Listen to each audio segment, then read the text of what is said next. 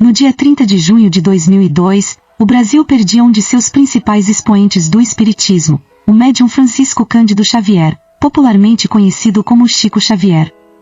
Aos 92 anos, Chico faleceu em decorrência de uma parada cardiorrespiratória. Como recorda a matéria publicada pelo jornal Estado de Minas, ele dizia que iria desencarnar em um dia em que os brasileiros estivessem muito felizes, pois assim eles não se sentiriam tão tristes com sua partida. Algo que coincidentemente aconteceu, visto que na mesma data a seleção brasileira conquistou o pentacampeonato mundial.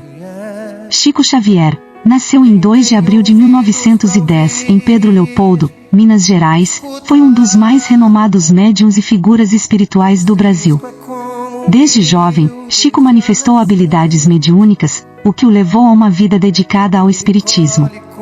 Ao longo de sua vida, ele psicografou mais de 450 livros, cuja venda gerou fundos substanciais, todos doados para a caridade. Suas obras abordam temas diversos, desde mensagens espirituais e filosóficas até romances e poesias.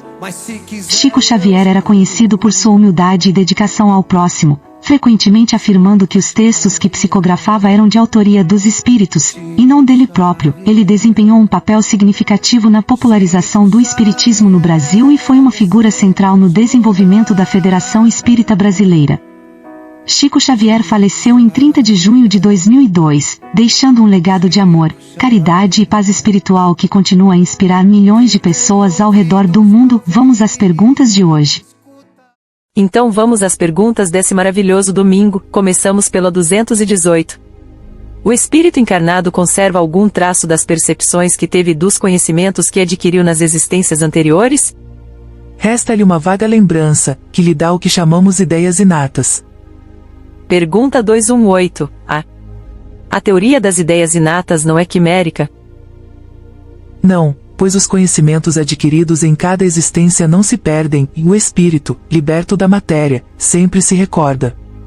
Durante a encarnação pode esquecê-los em parte, momentaneamente, mas a intuição que lhe fica ajuda o seu adiantamento.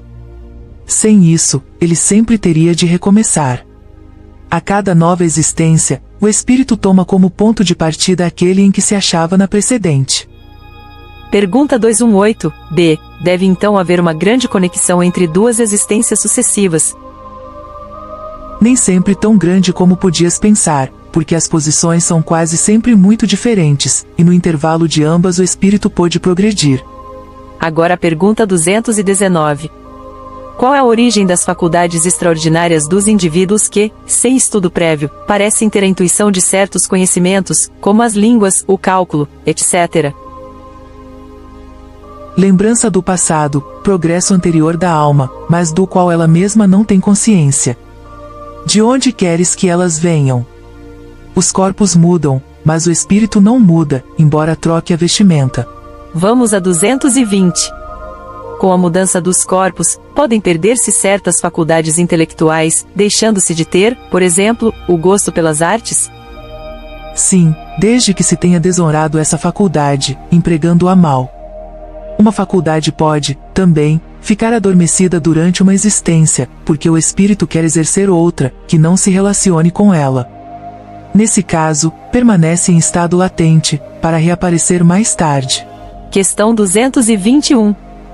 É uma lembrança retrospectiva que deve o homem, mesmo no estado de selvagem, o sentimento instintivo da existência de Deus e o pressentimento da vida futura? É uma lembrança que ele conserva daquilo que sabia como espírito, antes de encarnar, mas o orgulho frequentemente abafa esse sentimento. E por fim, a questão 221. É a mesma lembrança que se deve em certas crenças relativas à doutrina espírita encontradas em todos os povos? Esta doutrina é tão antiga quanto o mundo. É por isso que a encontramos por toda parte, e esta é uma prova da sua veracidade. O espírito encarnado, conservando a intuição do seu estado de espírito, tem a consciência instintiva do mundo invisível. Mas quase sempre ela é falseada pelos preconceitos, e a ignorância mistura a ela a superstição. Os espíritos aludem à eternidade espiritual da doutrina e sua permanente projeção na Terra. Mas devemos distinguir entre as suas manifestações falseadas, no passado, e a manifestação pura que se encontra neste livro. Os traços da doutrina espírita marcam o roteiro da evolução humana na Terra. Mas só com este livro ela se apresentou definida e completa. Por isso, o Espiritismo é na Terra uma doutrina moderna, embora não seja uma invenção moderna, como acentua Kardec mesmo, porque ninguém a inventou.